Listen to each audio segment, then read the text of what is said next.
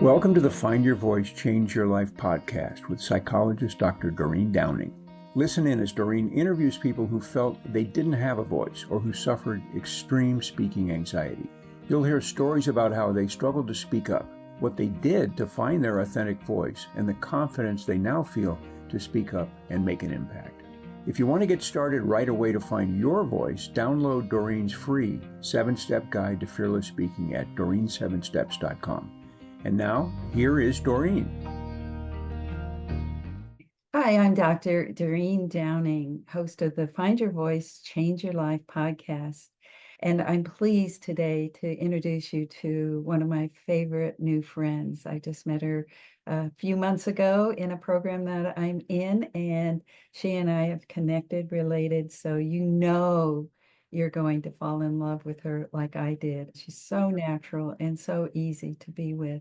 Her name is Meg Dennison. Hi, Meg. Hi, Doreen. I'm so happy to be here. Yeah. Well, you sent a bio. I'm going to read that first so that we get a little history. For a decade, Meg Dennison has taught conscious leadership practices, empowering hundreds of women to meet their ambition and own their authority. She's done this through one-to-one coaching, corporate team development, business workshops, and live retreats at her beautiful home in Santa Cruz, California. Meg's passion has always been supporting girls and women in their leadership journeys. She cares deeply that women have the skills and support to share their genius and achieve their vision. Meg, her own career in midlife and switched after launching her 3 kids. And she also reinvented her 38-year marriage to the same guy she met working on the college newspaper. Well, we'll be able to hear some of that and some of the stories behind the changes that you made, but also your commitment and dedication to women, girls. And that's always come through to me when we've had conversations, your curiosity, your vision. I know I've done workshops and master classes with you. Yeah, it's great to be here because we have supported each other. Yeah, we already know a lot about each other personally, but I'm going to unzip you today in a way so that we could get to know not only you for my audience, but also I get to learn some new things about you because we got a little time here.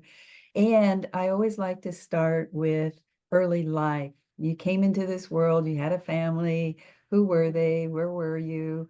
Say a little bit about that first. Yeah, I grew up in rural Vermont, and my father was a doctor, but he wanted to escape the rat race of the mid-Atlantic states. So he moved to Vermont in the late 60s. And we really lived out in the boonies and in this falling down farmhouse. There was a working farm next to us, but really nobody else around. So I spent a lot of time literally in the woods, in the fields. I was probably 8 or 9 when we moved there. And just a lot of time by myself doing, I don't know, just exploring. I learned all of the plants. I was pretty much an expert on all the edible plants of the area when I was 10 or 11. Yeah, so I just spent a lot of time out in nature. That to me feels like the start of a sense of freedom that many of us don't have, that are crunched into cities or apartments and then go off to classrooms. Everything is so container-like growing up. Just listening to you felt like, oh, I could take a breath and, and imagine you as a little one out there. Isn't it interesting that what you already started doing was learning about your surroundings? Yeah, it's funny you think of it like that. When you hear it, it feels like a freedom. For me, actually, there's some freedom looking back on it, but I would say I also had a lot of loneliness and Oh, aloneness. I definitely know how to entertain myself and have throughout my life, but it was very removed. I really wanted those people who had streets and they did those fun things on concrete. well, thank you for filling out the picture a little bit more emotionally, what that was for you. So you didn't have siblings. Oh, I had 3 brothers. And then there were 3 neighbor boys next door. So they weren't people I wanted to hang out with. I had horses though. I had animals. My mom had sheep. And so I helped with all that, all the farm work.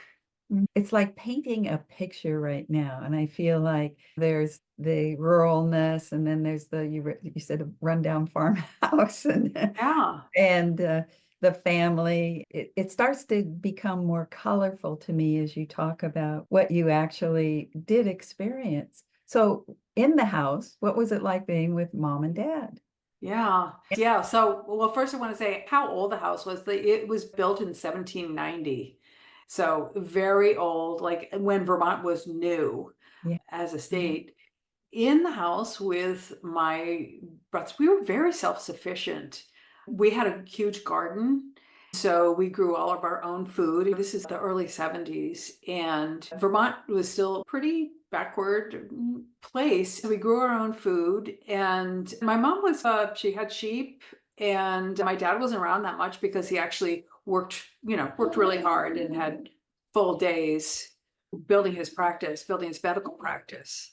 We had lots of animals around, and I would say like we ate family dinner. That was a really important part of our family. I'm 12 years older than my youngest brother, so there's a lot of space between them. And so family dinner, I'm the oldest, and it could be a serious thing sometimes. Like you were supposed to contribute and everything about your day or something, but I would often actually try and disrupt things. If someone said, pass the butter, I would pick it up off the plate, hand the butter, rather than passing the plate. I didn't do that all the time, of course, but I had this way of just stirring things up. I think it was a little rebellious, my little rebellion there. Yeah, well, it's so literal, pass the butter. So I Yes. can understand that. Right. Well, I love these little snapshots. I do know that in what you sent some information, and we're talking about voice, right? So finding your voice amongst a family Right. loaded with boys, males, and then Yeah. father. You mentioned your father had a certain expectation. So if we Yeah. move towards you, did you have a voice or not? I didn't really feel like I had a voice. It felt like at least around a strong expression. And I would say that my dad was really the person, he was the only person allowed to get angry or to be loud. He worked a lot. And so he wanted a quiet house when he came home. Wow, And poor kid.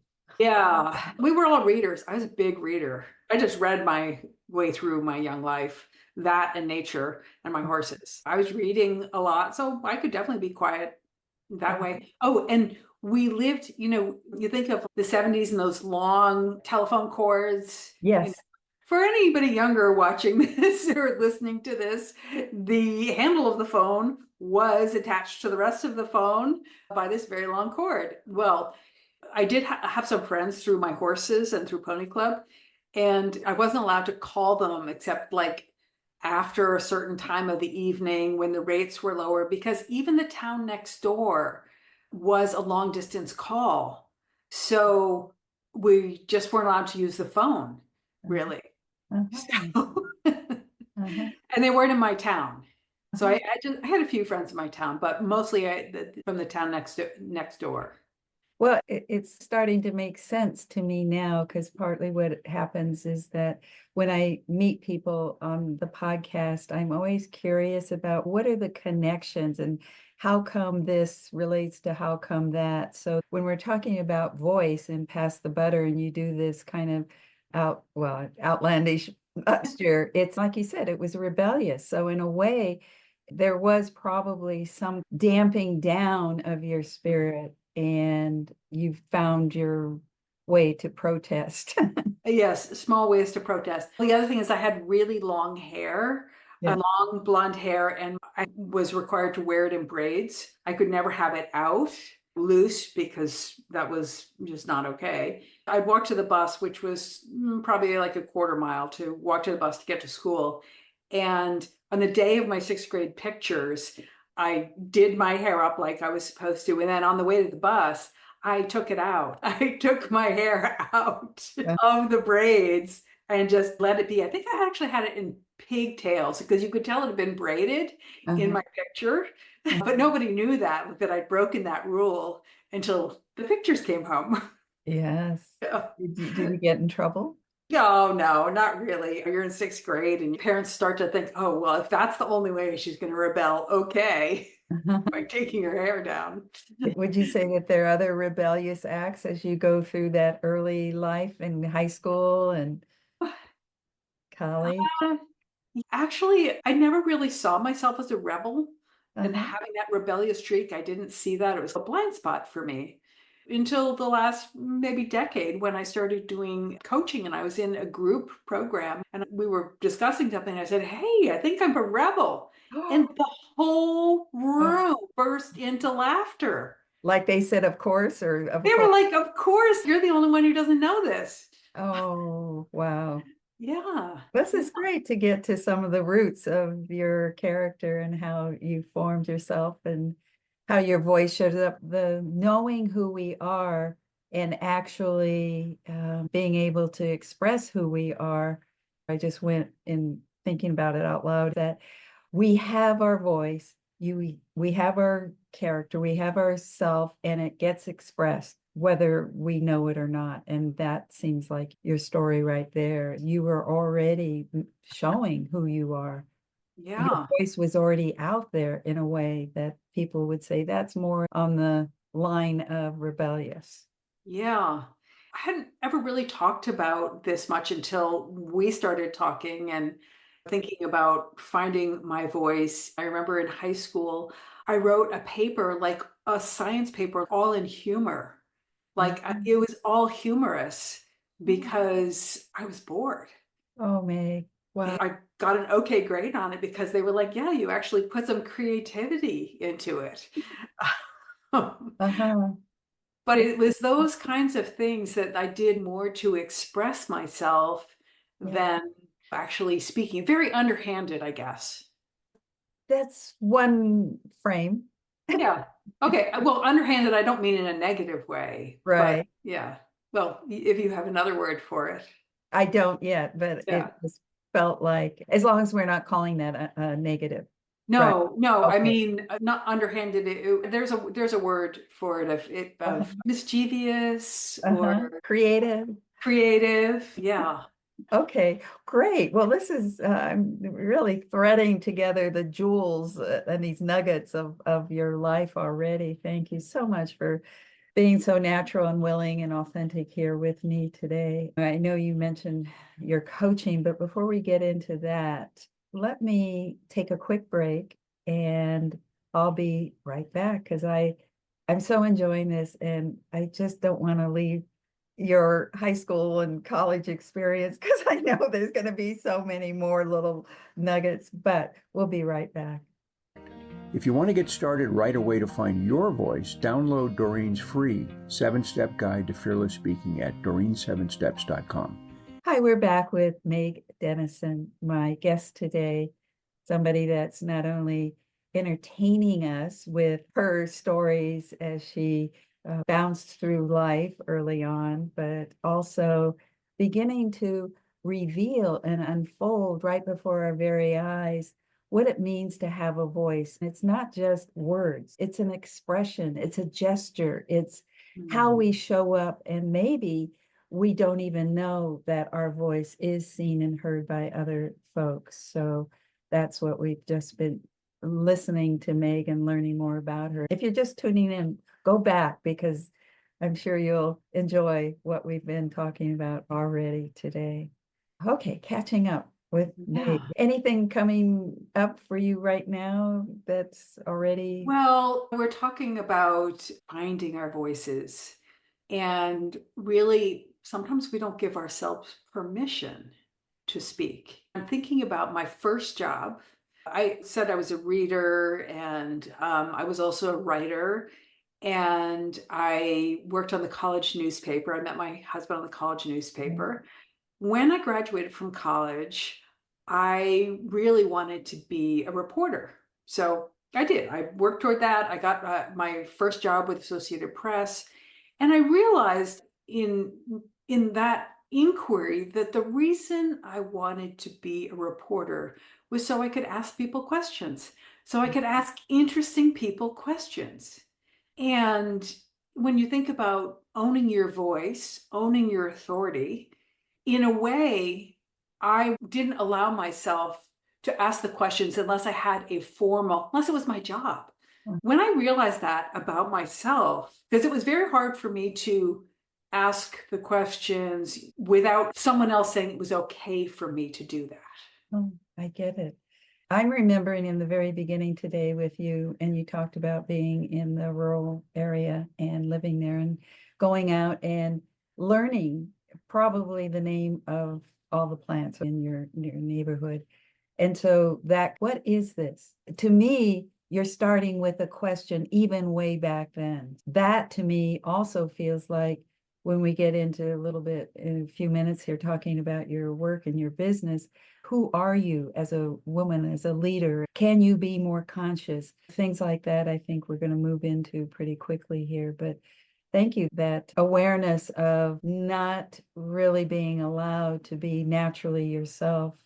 So you get this job to do this thing you like to do. Yeah, ask questions, be curious. And I got a job where I got to ask questions and be curious and really dive deep on things, which was a lot of fun. Yeah, well, there you go again. I'm sure there's some nuggets early on about diving deep, but thank you. Well, let's move on because I get that you realize that the job was a step for you, but what else would you say contributed to you having a voice or finding it? I say that was a way of finding my voice, but I didn't really. So I'll tell you, as part of being the news reporter for the Associated Press in Vermont, which was really the top news organization there, I was very lucky to have that job.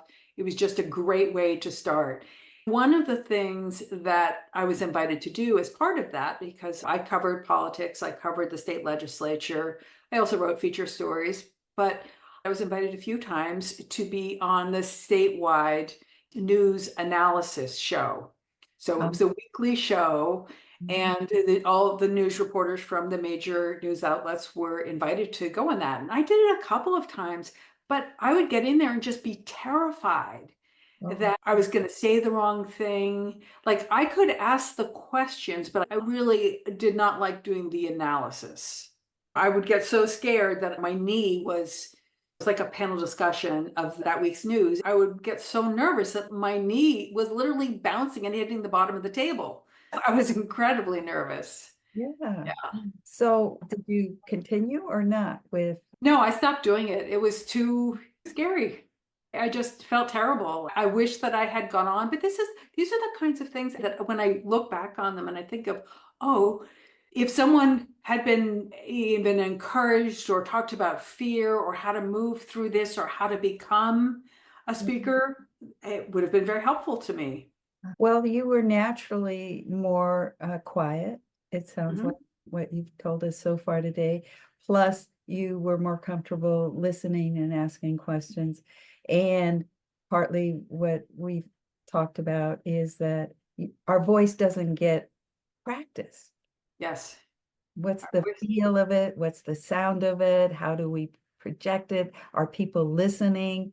To me, it feels like it's an early learning. And for some of us, we didn't get that early learning because we were quieter or just found our way into a comfort zone. Yeah, more comfortable being, I would say, in the peanut gallery, like maybe not being the center of attention, but wanting to be, but not really. Yeah. So, yeah, and having our voice, I think of it as just like when you say not having the practice, it really does take practice, and it takes practice even to like your voice. Oh, I love And the tone, what you just said there, huh? Ooh. yeah, to even like your voice, the sound of it. Oh, that was like music, what you just did. You just Oh, went to a different note. It was lovely. It helps me too. yeah. Oh, I just want to keep on going today. We're getting closer to the end, so I want to make sure that we talk about your current business. I know, obviously, you have enough of a voice that you are out there in the world, as we've talked about in the bio coaching and doing conscious leadership work. Well, yeah, I want to tell you a little bit about just my journey there because I really feel like I've done so much work. I'm sitting here today, we're having this great conversation, and I'm enjoying it. Yeah. My knee is not hitting the table, my throat is not tight. I'm enjoying it. I did a lot of things. I actually came from some of the coaching work that I was doing as I was doing training, had a couple of experiences where people either reacted negatively to me because I do actually have a lot of that forward energy. And a couple times I got scared, but it was hurting my career. It was hurting my desire to be a coach and to be a facilitator. And what I did about it, that's what I want to tell you is like what I did about it, because I decided that I was not going to have my fear and my inability to speak easily get in the way. So I did improv every Saturday morning. I live in Santa Cruz, California, and every Saturday morning there's this really great improv class. I went there for 2 years, at least 2 years, pretty much every Saturday. And what happened is I not only learned how to speak and make mistakes, because that's what improvisational comedy is, basically learning to fail and building on what someone else says. I learned to have people look at me, to stand on a stage and not feel like I was melting in front of their eyes, to really own and feel physically safe. It's a practice. You asked me just a minute ago, you said I had a note of singing. I took singing lessons 2 years ago. Yes. So not that long ago. Mhm. And it's not something that I continued, but I remember the first day that I went to this, it was a group, and the teacher said, okay, we're going to start. I thought she was going to talk about singing. No, you open your mouth and the sound comes out. And I was like, oh my goodness, we're not going to talk about it. We're not going to she's not going to say how we do this. It was just, we did it. And those things really changed everything for me. They gave me confidence. I really think it's important when you're finding your voice to practice speaking, to practice singing, whether it's in the shower or wherever it is that you want to do it. Yeah. Well, one word I used in the very beginning in my own relation to rural was freedom. And what I'm hearing now is how to free the voice. And Yeah. it's, at least in the work that I do, it's not about performance techniques. It's more about, if I were to suggest anything for people, it would be improv, because it's so much natural to shake up what you think you should be saying and how you should be saying it to everything is okay. And in that, it's not mistake, it's mistakes. You're taking, Right. keep another take until you go, oh yeah, that's it. I feel like I'm here now. I'm grounded and I'm present. I'm in the moment and I'm with, that feels good. I'm home in my own self, Oh, my own voice. So improv and singing lessons and speaking in as many situations as you can. yeah. And what you're just talking about the improv and everything, that's a great segue into what I do as a coach, Okay. because there's so much of that in leadership. I work with women in leadership. It's wanting, how can you be in the present moment? How can you be with yourself in whatever's happening? So there's that inner work of leadership. There are tips and tricks, but it's the inner work to become that leader. And you do have to try out some things and you do have to practice. And that's what I do with my clients. That's what I do in my program. There's a lot of practice. When you were describing it at the beginning, I said it's the practice of conscious leadership, because you don't get it all at once. It's learning, it's creating the new neural pathways in the same way that my comfort here, I've changed that for myself. Yeah. Well, you definitely are a model of change is possible. Yes. I think that that gives you, and it's same for me, because we have journeyed through and put ourselves in those more risky, like improv situations to grow ourselves so that we can. To me, it feels like, okay, now let's pass on what we're learning. So how do people find you if they want to get Well, you? they can connect with me through my website, which is www.megdennison.com, or email me at meg@megdennison.com. And I think you'll have some things in the show notes, some other ways to connect, but that's really the best way. If someone feels moved hearing this, I'd love to just chat, just book a call and get to know each other. Get to know each other. Well, it's been fun getting to know you better and better each time we have conversations. Thank you for showing up today. Before we end, is there anything that feels like it wants to be that you hear yourself wanting to say to the audience? Yeah, well, I would say really that no matter where you are in your life, the world needs you. And the ability to speak up, to have impact, no matter what the circle is important, and it is enlivening. That's the best part. When you get to speak and express yourself, you just get lit up. Oh, thank you. Thank you for lighting us up today, Meg. Thank you, Doreen. Thank you for being with us today for this episode of Find Your Voice, Change Your Life. Each person Doreen interviews shares what has helped them find their voice. You can learn from these guests and find your voice so you can be confident to speak up and speak out. And remember to download Doreen's free 7-step guide to fearless speaking at doreen7steps.com. We hope you enjoyed the show and will return next time. Until then, goodbye for now.